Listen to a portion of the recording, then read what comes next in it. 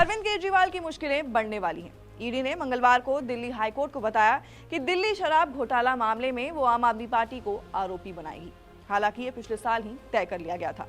4 अक्टूबर को supreme court ने सिसोदिया की जमानत याचिका पर सुनवाई करते हुए ईडी के साथ साथ सीबीआई से भी पूछा था कि उस पार्टी को आरोपी क्यों नहीं बनाया जिसने कथित तौर पर अपराध की आय प्राप्त की थी। कोर्ट का इशारा आम आदमी पार्टी की ओर था। जाहिर तौर पर यह पहली बार होगा कि भ्रष्टाचार के मामले में पूरी पार्टी को ही आरोपी बनाया जाएगा। अब सवाल यह है कि क्या किसी राजनीतिक दल को आरोपी बनाया जा सकता है? सबसे पहले तो जान लीजिए कि राजनीतिक पार्टी बनाने के नियम क्या हैं। संविधान के अनुच्छेद 324 और जन प्रतिनिधित्व अधिनियम 1951 की धारा 29A के तहत भारतीय नागरिकों का कोई भी समूह एक राजनीतिक दल के रूप में पंजीकरण कर सकता है। संभावित पार्टी के पास कम से कम 100 सदस्य होने चाहिए। अब आते हैं इस सवाल पर कि क्या किसी पार्टी को बनाया जा सकता है आरोपी। तो देखिए, पीएमएलए की धारा 70 कंपनियों की ओर से की जाने वाली मनी लॉन्ड्रिंग की जांच के लिए लगाई जाती है।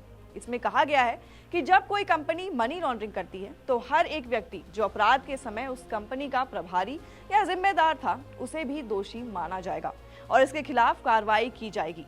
इस धारा में एक अपवाद भी जोड़ा गया है। इसके मुताबिक कंपनी एक अलग लीगल एंटिटी है, लिहाजा उसके कर्मचारियों या उसे चलाने वाले व्यक्तियों के खिलाफ स्वतंत्र रूप से भी मुकदमा चलाया जा सकता है। और दिल्ली के शराब घोटाला मामले में ईडी ने मिले सबूतों के आधार पर माना है कि आम आदमी पार्टी ने रिश्वत के पैसों का इस्तेमाल गोवा में चुनाव प्रचार के लिए किया था।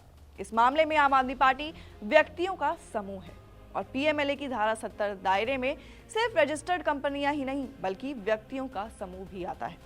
Additional solicitor general SV Raju ने दलील दी थी कि हो सकता है कि आप पूरी तरह से कंपनी ना हो, लेकिन आप व्यक्तियों का संघ है, इसलिए आम आदमी पार्टी एक कंपनी हुई। तो क्या खत्म हो सकता है राजनीतिक दल? अरविंद केजरीवाल के केस की अदालतों में पैरवी कर रहे सुप्रीम कोर्ट के सीनियर वकील अभिषेक मनु सिंघवी ने ईडी के संभावित एक्शन को जांच एजेंसी के इरादे पर बहुत पहले ही सवाल उठाया था। सिंघवी ने यह भी कहा था कि अगर प्रवर्तन निदेशालय ऐसा करता है तो उसका मकसद प्रॉपर्टी सीज करना, बैंक खाते फ्रीज करना, जिसका मकसद सीधा किसी राजनीतिक दल को खत्म करना होगा। अभी तक किसी भी राजनीतिक दल को भारत के मनी लॉन्ड्रिंग विरोधी कानूनों के तहत आरोपी नहीं बनाया गया है। ऐसी आशंका होने में कोई दो राय नहीं हो सकती कि एक बार आम आदमी पार्टी पर एक्शन होने के बाद आगे चलकर अन्य राजनीतिक दल, खासकर क्षेत्रीय पार्टियों के सामने एक जैसी मुसीबत सामने आने लगी। आपका क्या कहना है इस खबर पर? हमें कमेंट करके बताएं और साथ ही ऐसी और वीडियोस के लिए देखते रहें इंडिया टीवी न्यूज़।